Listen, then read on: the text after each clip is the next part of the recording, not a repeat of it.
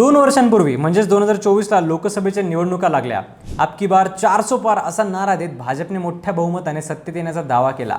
निकाल लागले आणि भाजपला चांगलाच दणका बसला. 2014 आणि 19ला एका हाती सत्ता आणणाऱ्या भाजपला 240 जागा मिळून स्पष्ट बहुमताचा आकडा गाठता आला नाही. इतर पक्षांच्या कुबड्या घेऊन भाजप सत्तेत आलं. हे झालं कशामुळे? तर विरोधकांनी स्थापन केलेल्या इंडिया आघाडीमुळे. पण या इंडिया आघाडीचं नंतर काय झालं? विधानसभांच्या निवडणुकांमध्ये ती प्रभावी का ठरली नाही? काय कारण आहेत त्याला? तिचं अप्रत्यक्ष नेतृत्व करणारा काँग्रेससारखा राष्ट्रीय पक्ष दिवसेंदिवस कमजोर होत जातोय का? ममता आणि स्टॅलिन यांच्या पराभवानंतर भाजपला विरोध करणारा तगडा विरोधी पक्ष कोण असणार? जाणून घेऊयात आजच्या व्हिडिओतून. नमस्कार, मी संकल्प पाटील आणि तुम्ही बघताय लगाव बत्ती. इंडिया आघाडी म्हणजेच Indian national developmental inclusive alliance. भाजपला टक्कर देण्यासाठी जवळजवळ 27 छोट्या मोठ्या पक्षांनी एकत्र येत ही आघाडी स्थापन केली 2023मध्ये. तिची मूळ कल्पना कुणाची होती याच्यावरही प्रश्नचिन्ह आहे. अनेकांच्या मते राहुल गांधींची संकल्पना होती, तर काहींच्या मते नितीश कुमार किंवा ममता बॅनर्जी यांनी तिची संकल्पना मांडल्याचं सांगितलं जातं. 2024च्या लोकसभा निवडणुका डोळ्यासमोर ठेवून तिची स्थापना करण्यात आली होती. त्याच्या आधी काँग्रेस आणि त्याच्या सहयोगी पक्षांची जी संयुक्त पुरोगामी आघाडी म्हणजेच UPA होतं ते बरखास्त करण्यात आलं. या इंडिया आघाडीत कोण होतं? तर काँग्रेस, तृणमूल काँग्रेस, आम आदमी पार्टी, द्रमुक, राजद, JDU, शिवसेना उद्धव ठाकरे, राष्ट्रवादी शरद पवार हे त्यातले प्रमुख पक्ष होते. आघाडी झाली नंतर या प्रमुख पक्षांच्या नेत्यांच्या बैठका व्हायला लागल्या. संविधान धोक्यात आहे, मोदी शाह यांची वृत्ती हुकुमशाही आहे, शेतकरी कायदे शेतकऱ्यांच्या मुळावर उठणारे आहेत, वगैरे वगैरे अनेक मुद्दे त्यांनी उचलून धरले. भाजपला त्यांनी जोरदार विरोध सुरू केला. त्याला चांगलाच प्रतिसादही मिळू लागला. मग नितीश कुमारांसारख्या महत्त्वाच्या नेत्यांनी इंडिया आघाडीची साथ सोडली आणि भाजपची वाट धरली. तसंच काही पक्षाचं लोकसभेच्या जागा वाटपात आपापल्या राज्यात आघाडीतील इतर पक्षांची पटेना.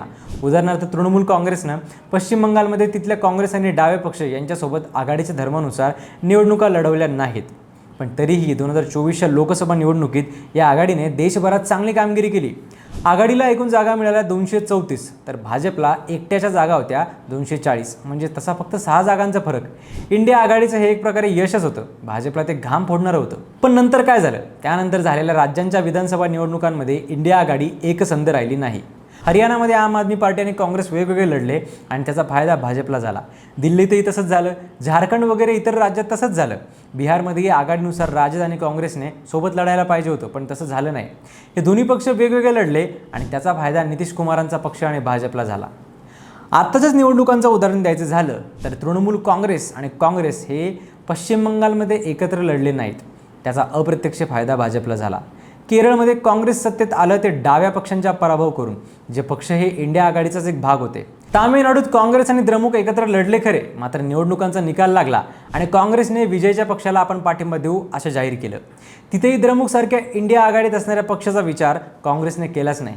त्यामुळे 2024च्या लोकसभा निवडणुकीच्या पार्श्वभूमीवर हे सर्व पक्ष एकत्र आले, मात्र त्यानंतर त्यांच्यातील एकी कायम राहिली नाही असं दिसतं. आणि त्यामागे कारणं आहेत.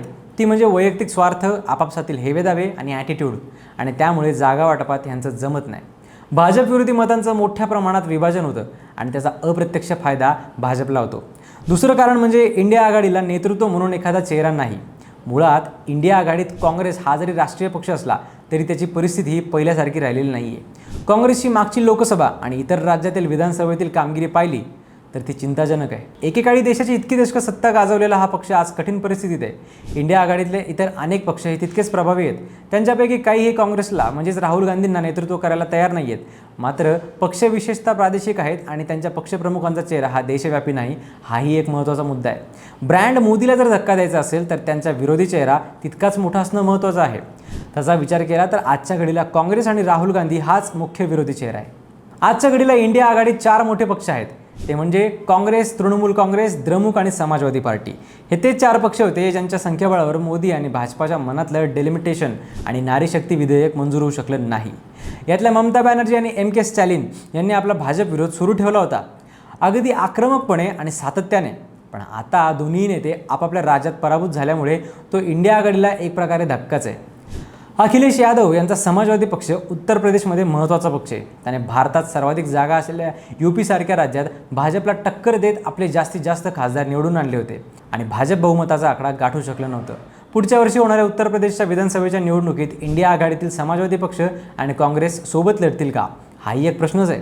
इतर काही पक्ष आहेत तेही अडचणीच्या काळातून जात आहेत, जसं की आम आदमी पार्टी. त्यांचे अनेक जण त्यांना सोडून जात आहेत. तर उद्धव ठाकरेंची शिवसेना आणि शरद पवारांची राष्ट्रवादी यांचं संख्याबळ मोठं नाही आहे आणि त्याही पक्षात फूट पडण्याच्या शक्यता अनेकदा वर्तवल्या जात आहेत. त्यामुळे इंडिया आघाडीचं भवितव्य काय? भविष्यात भाजपला टक्कर द्यायची असेल तर सर्व विरोधी पक्षांनी एकत्र येणं गरजेचं आहे का? राहुल गांधी हेच विरोधकांचं नेतृत्व असेल का? तुम्हाला काय वाटतं? कमेंट्समध्ये नक्की सांगा आणि सबस्क्राईब करा लगावबत्ती.